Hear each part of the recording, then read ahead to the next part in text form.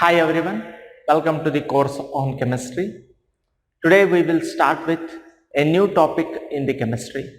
So before going to that topic, you may have observed the rusting of iron.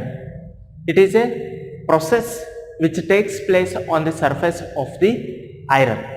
ನೀವು ಏನು ಮಾಡಿರ್ತೀರಿ, ತುಕ್ಕು ಹಿಡಿಯೋದು, ಕಬ್ಬಿನ ತುಕ್ಕು ಹಿಡಿಯೋದನ್ನ ಏನು ಮಾಡಿರ್ತೀರಿ ನೋಡಿರ್ತೀರಿ. ಏನಾಗತ್ರಿ, in that rusting of iron you will find that on the surface of the iron a brown color powdered type of compound will be formed, okay, and that will observed only on the surface of that iron, not throughout the bulk of that iron. ಆ ಒಂದು ಏನು Rust brown colour Rust ಏನು formation ಆಗಿರುತ್ತಲ್ಲ, ಆ ಒಂದು ರಸ್ಟನ್ನು ನೀವು surface ಮೇಲೆ ಅಷ್ಟೇ ನೀವು ಏನು ಮಾಡ್ತೀರಿ ನೋಡ್ತೀರಿ.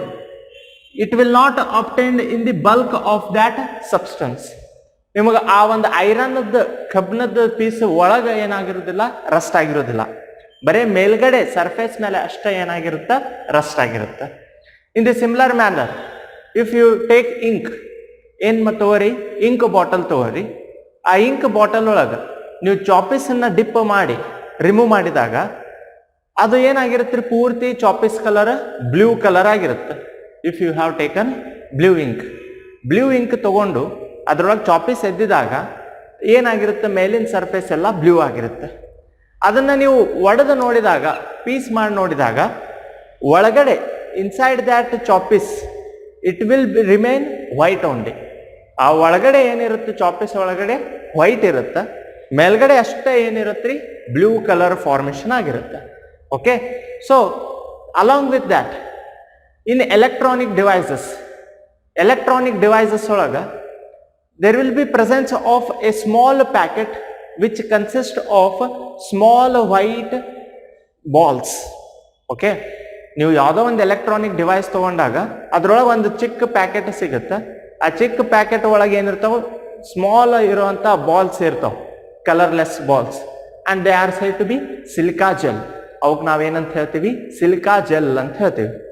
So why it is kept in that electronic device. ಯಾವುದೇ ಒಂದು ಎಲೆಕ್ಟ್ರಾನಿಕ್ ಡಿವೈಸ್ ತೊಗೊಂಡಾಗೂ ಅದ್ರೊಳಗೆ ಏನು ಇಟ್ಟಿರ್ತಾರೆ ರೀ, ಆ ಒಂದು ಸ್ಮಾಲ್ ಪ್ಯಾಕೆಟ್ ಇಟ್ಟಿರ್ತಾರೆ. ಸೊ ಯಾಕೆ ಇಟ್ಟಿರ್ತಾರೆ ಅದು, ಮತ್ತು ಇಲ್ಲಿ ಚಾಪೀಸನ್ನು ಇಂಕ್ ಒಳಗೆ ಡಿಪ್ ಮಾಡಿದಾಗ ಸರ್ಫೇಸ್ ಮೇಲೆ ಅಷ್ಟೇ ಏನಾಗಿರುತ್ತೆ ರೀ, ಇಂಕ್ ಇರುತ್ತೆ, ಒಳಗಡೆ ಏನಿರುತ್ತೆ ವೈಟ್ ಕಲರೇ ಆಗಿರುತ್ತೆ. ಮತ್ತು ಅದೇ ರೀತಿ ಐರನ್ ರಸ್ಟಿಂಗ್ ಏನಾಗತ್ತೆ ರೀ, on the surface it takes place, but it does not takes place inside the iron.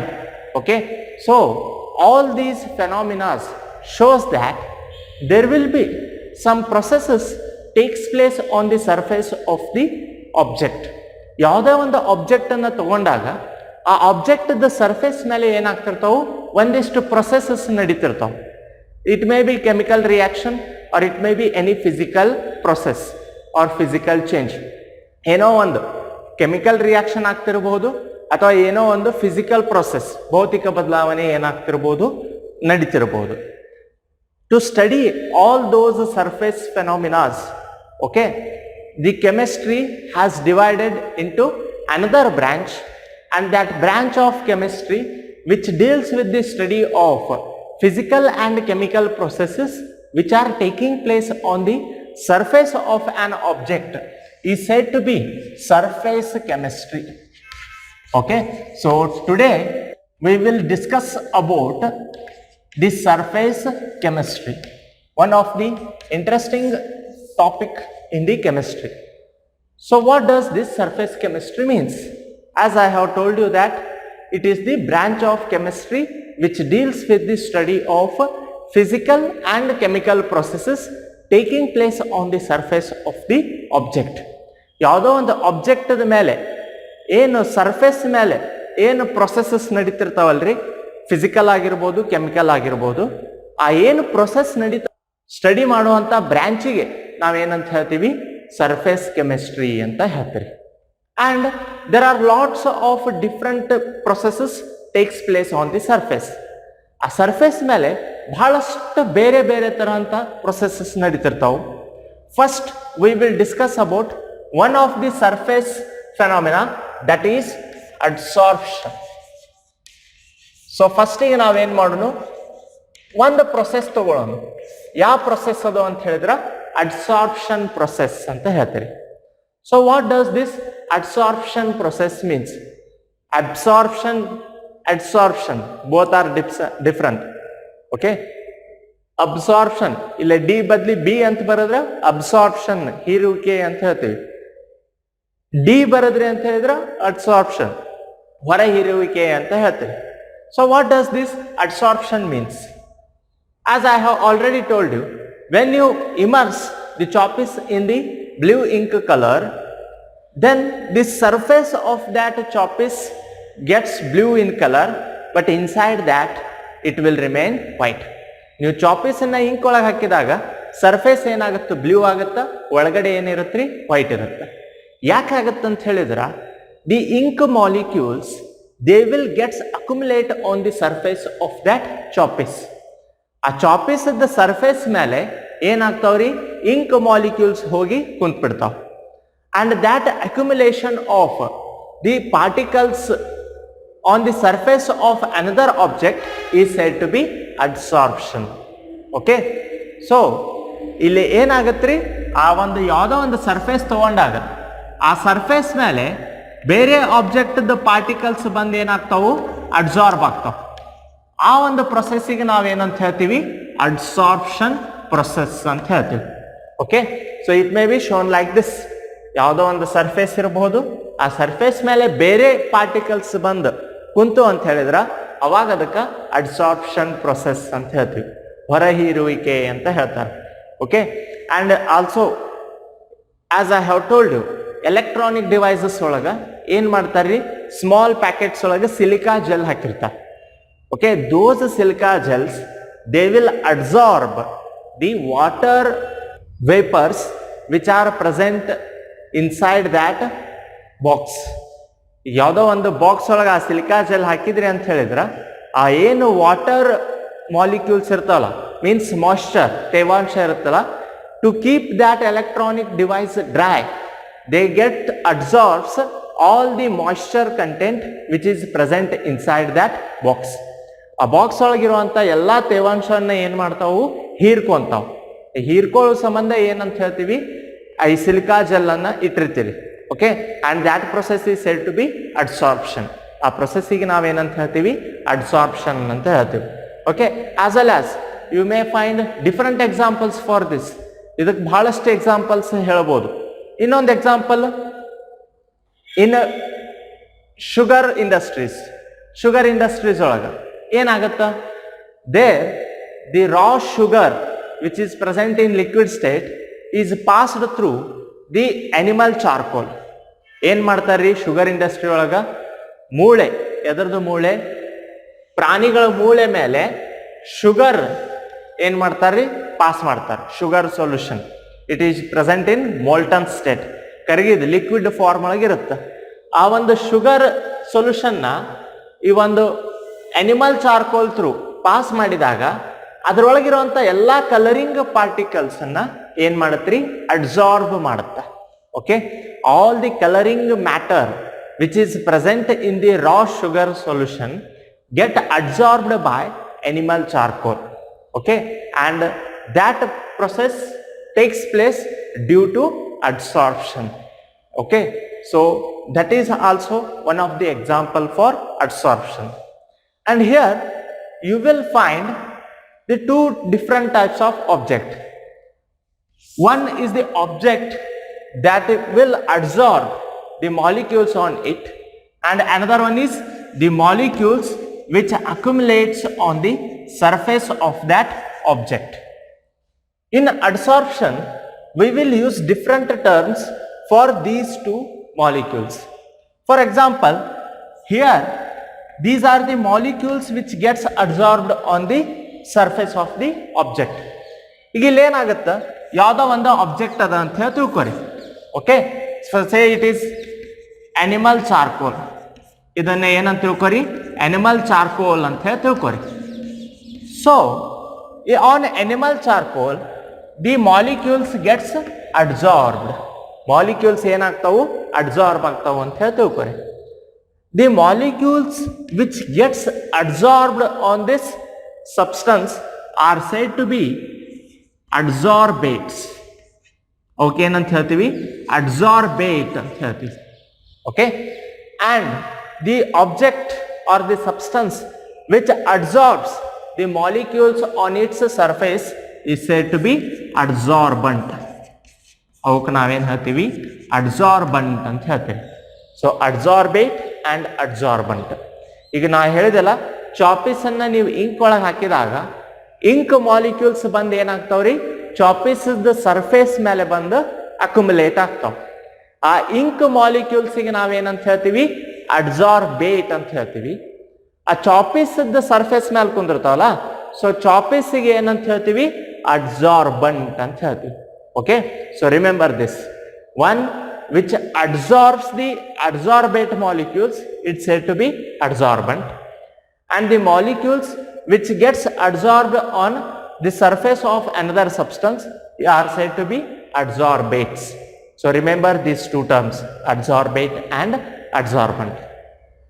And along with this, in some processes there will be continuous adsorption and absorption takes place simultaneously.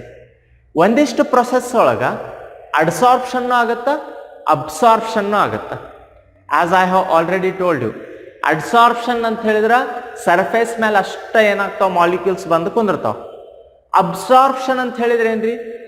Here absorption means accumulation of molecules throughout the bulk of the substance. ಈಗ ನೀವು ಯಾವುದೋ ಒಂದು substance ಅನ್ನ ತಗೊಂಡಾಗ, okay, ಬರೇ surface ಮೇಲೆ ಬಂದು ಕುಂತು ಅಂತ ಹೇಳಿದ್ರ ಅವಾಗ ಅದಕ್ಕೆ ಏನ್ ಹೇಳ್ತೀವಿ? ಅಡ್ಸಾರ್ಪ್ಷನ್ ಅಂತ ಹೇಳ್ತೀವಿ. ಸಪೋಸ್ ಆ ಮಾಲಿಕ್ಯೂಲ್ಸ್ ಪೂರ್ತಿ ಆ ಸಬ್ಸ್ಟೆನ್ಸ್ ಪೂರ್ತಿ ಒಳಗಡೆ ಹೋಗಿ ಅಕ್ಯುಮುಲೇಟ್ ಆದೋ ಅಂತ ಹೇಳಿದ್ರ ಅವಾಗ ನಾವು ಅದಕ್ಕೆ ಏನ್ ಹೇಳ್ತೀವಿ? ಅಬ್ಸಾರ್ಪ್ಷನ್ ಅಂತ ಹೇಳ್ತೀವಿ. For example, gulab jamun. ನೀವು ಗುಲಾಬ್ ಜಾಮೂನ್ ತಗೋರಿ, ಆ ಗುಲಾಬ್ ಜಾಮೂನ್ ಅನ್ನ ಶುಗರ್ ಸೊಲ್ಯೂಷನ್ ಒಳಗೆ ಇಮರ್ಸ್ ಮಾಡಿದಾಗ, ಹಾಕಿದಾಗ ಏನಾಗತ್ರಿ? ಅಲ್ಲೇ ಸರ್ಫೇಸ್ ಮೇಲೆನೂ ಅಲ್ಲೇನಾಗ್ತಾವು? ಶುಗರ್ ಪಾರ್ಟಿಕಲ್ಸ್ ಅಡ್ಸಾರ್ಬ್ ಆಗ್ತಾವ. And if you leave it for 10 or 15 minutes or half an hour, the sugar particles accumulate into the bulk of that gulab jamun, and hence the bulk of that gulab jamun will become sweet. ಬರೀ surface ಅಷ್ಟೇ sweet ಇರೋದಿಲ್ಲ, ಪೂರ್ತಿ ಆ substance ಏನಾಗಿರುತ್ತ? Sweet ಆಗಿರುತ್ತ. ಯಾಕಂದ್ರೆ ಆ sugar particles throughout that gulab jamun accumulate ಆಗಿರ್ತಾವ. Okay, so there we will find absorption, and in such process you will get both adsorption and absorption. ಅಲ್ಲಿ ಸರ್ಫೇಸ್ ಮೇಲೇನು ಏನಾಗ್ತಾವ್ರಿ? ಅಡ್ಸಾರ್ಪ್ಷನ್ ಆಗ್ತಾವ, ಅಂದ್ರೆ ಅಕ್ಯುಮುಲೇಟ್ ಆಗ್ತಾವ molecules. And bulk of the substance ಒಳಗಡೆ ಏನಾಗ್ತಾವು? Absorb ಆಗ್ತಾವ. And both adsorption and absorption will takes place simultaneously. And such process where both adsorption and absorption takes place simultaneously is said to be sorption. ಅದಕ್ಕೆ ನಾವೇನಂತ ಹೇಳ್ತೀವಿ ರೀ? Sorption ಅಂತ ಹೇಳ್ತೀವಿ. Okay, there you will find adsorption as well as absorption. ಎರಡೂ process ಏನಾಗ್ತಿರ್ತಾವಲ್ಲೇ ನಡೀತಿರ್ತಾವ ಅಂತ ಅದಕ್ಕೆ ನಾವೇನಂತ ಹೇಳ್ತೀವಿ? ಸಾರ್ಪ್ಷನ್ ಅಂತ ಹೇಳ್ತೀವಿ. ಓಕೆ, ಅಂಡ್ ಮಾಲಿಕ್ಯೂಲ್ಸ್ ಏನಾಗ್ತಾವ್ರಿ? ಈಗ ಇಲ್ಲಿ ಇದು ಒಂದು ಸರ್ಫೇಸ್ ಅದ ಅಂತ ಹೇಳಿ ತಿಳ್ಕೊರಿ. ಈ ಸರ್ಫೇಸ್ ಮೇಲೆ ಬಂದು ಮಾಲಿಕ್ಯೂಲ್ಸ್ ಅಕ್ಯುಮುಲೇಟ್ ಆದವು. ಇದಕ್ಕೆ ನಾವೇನಂತ ಹೇಳ್ತೀವಿ? ಅಡ್ಸಾರ್ಪ್ಷನ್ ಅಂತ ಹೇಳ್ತೀವಿ. ಯಾವುದು ಪ್ರೊಸೆಸ್ ನಡೀತದ? Adsorption process. Suppose if I want to remove these molecules, ಈಗ ಈ ಮಾಲಿಕ್ಯೂಲ್ಸ್ ಅನ್ನ ನಾ ಏನ್ ಮಾಡ್ಬೇಕಾಗೈತಿ? ರಿಮೂವ್ ಮಾಡ್ಬೇಕಾಗೈತಿ ಅಂತ ಹೇಳಿ ತಿಳ್ಕೊರಿ. ಅವಾಗ ಏನಾಗತ್ತ? The process of removal of the molecules from the surface of that substance is said to be desorption. ಅದಕ್ಕೆ ನಾವೇನಂತ ಹೇಳ್ತೀವಿ? ಡಿಸಾರ್ಪ್ಷನ್ ಅಂತ ಹೇಳ್ತೀವಿ. ಮಾಲಿಕ್ಯೂಲ್ಸ್ ಬಂದು ಸರ್ಫೇಸ್ ಮೇಲೆ ಅಕ್ಯುಮುಲೇಟ್ ಆದವು ಅಂತ ಹೇಳಿದ್ರ ಅಡ್ಸಾರ್ಪ್ಷನ್. ಸಪೋಸ್ ಮಾಲಿಕ್ಯೂಲ್ಸ್ ಆ ಸರ್ಫೇಸ್ ದಿಂದ ರಿಮೂವ್ ಆದವು ಅಂತ ಹೇಳಿದ್ರ ಆ ಪ್ರೊಸೆಸ್ಸಿಗೆ ನಾವೇನಂತ ಹೇಳ್ತೀವಿ? ಡಿಸಾರ್ಪ್ಷನ್ ಅಂತ ಹೇಳ್ತೀವಿ. Okay, so adsorption, absorption, sorption and desorption as well as adsorbate and adsorbent. So these are all important terms, okay, that you should remember. Now let us study the difference between adsorption and absorption. So ಎರಡರ ನಡುವೆ ಏನು difference ಅದ ಅನ್ನೋದು ಕಲಿಮೆ. Adsorption and absorption. So in case of adsorption, as you already know, the molecules gets accumulate on the surface. ಅಂದ್ರೆ adsorption process ಒಳಗೆ molecules surface ಮೇಲೆ ಬಂದು ಏನಾಗ್ತಾವ್ರಿ, ಕುಂದಿರ್ತಾವ. ಹಾಗಾಗಿ ಇದಕ್ಕೆ ನಾವು ಏನಂತ ಹೇಳ್ಬೋದು, surface phenomena. So it is the adsorption is a surface phenomenon. Surface phenomenon. So ಇದು ಏನಾಗತ್ರಿ, ಸರ್ಫೇಸ್ ಮೇಲೆ ಅಷ್ಟ ನಡೀತದೆ. But what about absorption? Absorption it takes place throughout the bulk of the substance. ಪೂರ್ತಿ ಸಬ್ಸ್ಟೆನ್ಸ್ ಒಳಗೆ ಏನಾಗ್ಬಿಡುತ್ತೀರಿ, ಸ್ಪ್ರೆಡ್ ಆಗಿಬಿಡುತ್ತೆ. ಹಂಗಾಗಿ ಇದಕ್ಕೆ ಏನಂತ ಹೇಳ್ತೀವಿ, it is a bulk phenomenon ಅಂತ ಹೇಳ್ತೀವಿ. It is A bulk phenomenon.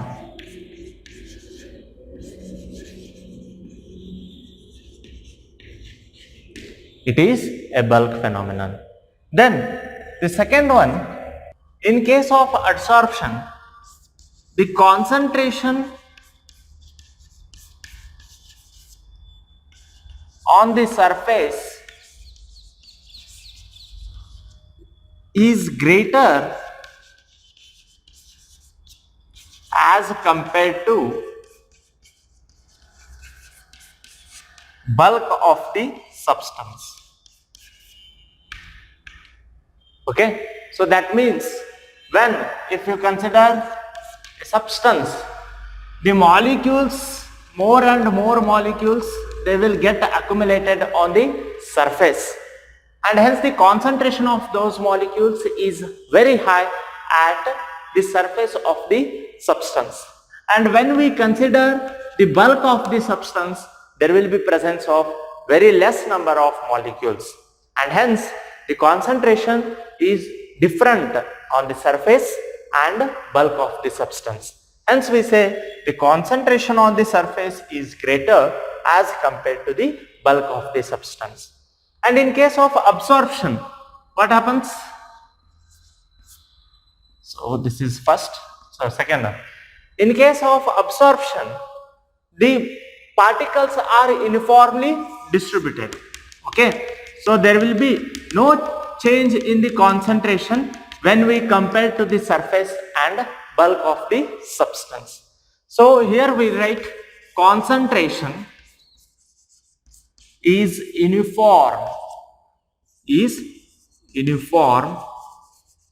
throughout the substance. Okay, concentration is uniform throughout the substance. Okay, this is the second difference. Then the third difference is adsorption. It is affected by temperature. Adsorption, it is affected by temperature. ಅಂದ್ರೆ temperature change ಆದಂಗ adsorption rate ಏನಾಗುತ್ತೆ, change ಆಗುತ್ತೆ. About this we will discuss in upcoming classes. Okay, effect of temperature on the rate of adsorption, that we will study later. Just remember, it is affected by temperature. Okay, and this absorption, it is independent of temperature.